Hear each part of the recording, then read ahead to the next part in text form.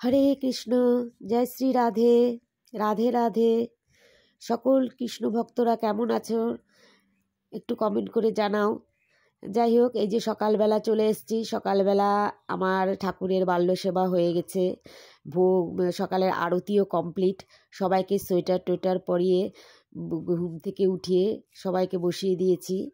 এইবার শুধু বাকি আছে এখন আমার গোপাল সোনার স্নান বাকি আছে আর গিরিধারীর স্নান বাকি আছে।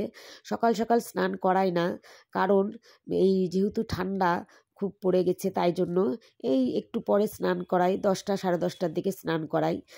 যাই হোক, আপনারা দেখতে থাকুন, দেখবেন আমার গোপাল সোনা গিরিধারীকে স্নানও করাবো এখন। এই যে উনাদের স্নানের জন্য ওনাদেরকে বসিয়ে দিয়েছি। একটু উষ্ণ গরম জল, তার মধ্যে তুলসী, তার মধ্যে অগ্রু, গোলাপ জল দিয়ে স্নান করাই প্রতিদিন।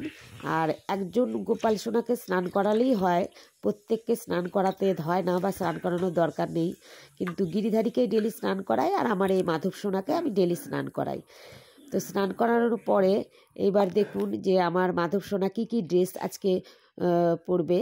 এইটা হচ্ছে মাধব সোনার একটা ফ্রক, একটু গরম কাপড়ের, এটা প্যান্ট, এই প্যান্টটা পরবে। আর এই সোয়েটারটা পরবে মাধব সোনা, আর পরবে এই মাফলারটা। তো এইবার আমার মাধব সোনা একদম রেডি হয়ে যাবে। দেখুন, একদম রেডি হয়ে মাধব সোনা বসে গেছে, স্নান টান কমপ্লিট।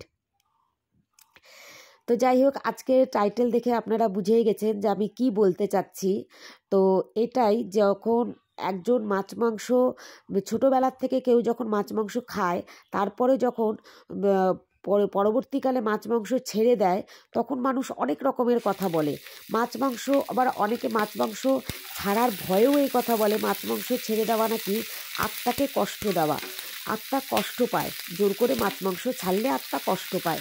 কেন আত্মা কষ্ট পাবে আমি এটা বুঝে পাই না। আমিও মাছ মাংস খেতাম।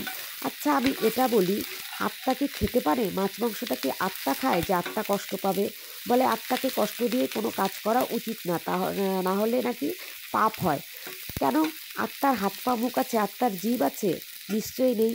তো মানুষ নিজের লোভের জন্য মানুষ মাছ মাংস ছাড়ে না, আর নাম দেয় কিসের? আত্মার।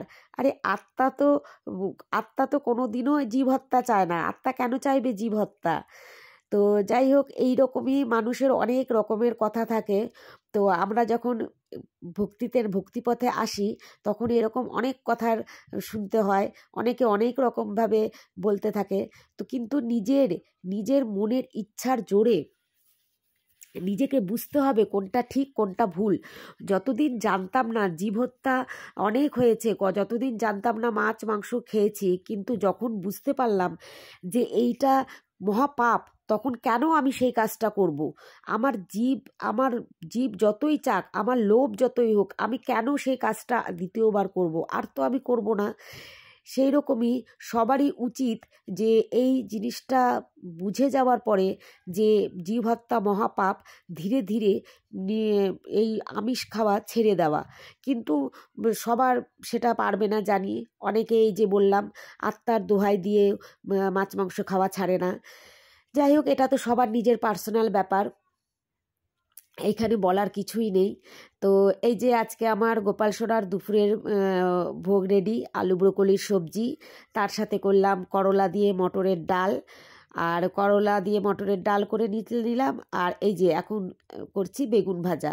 আজকে আমার শরীরটা খারাপ বলে বেশি কিছু রান্না করতে পারছি না, আজকে খুব সামান্য রান্নাই করছি। তো আপনারা দেখতে থাকুন। আর আমার ভিডিওটা কোথাও যদি একটুকু ভালো লেগে থাকে, প্লিজ প্লিজ একটু কমেন্ট করবেন আর লাইক করে দিবেন প্লিজ। তো এই যে এখন আমি আমার গোপাল সোনাকে দুপুরের সেবা দিচ্ছি আর কি, মানে দুপুরে সোনাকে আমি খাইয়ে দিচ্ছি। গোপাল সোনাকে খাওয়ানোর পরে ভোগ আরতি হবে, তারপরে গোপাল সোনা আবার বিশ্রাম করবে। তো এই যে গোপাল সোনাকে সব কিছু দিয়ে অল্প অল্প করে মেখে খাইয়ে দিই। জল খাইয়ে দিলাম সোনাকে, আর একটু মিষ্টি। তো এই যে হয়ে গেছে, দুপুরের হয়ে গেছে, এখন বিশ্রামে যাবে আমার রাধা মাধব। জয় শ্রীকৃষ্ণে। রাধে রাধে।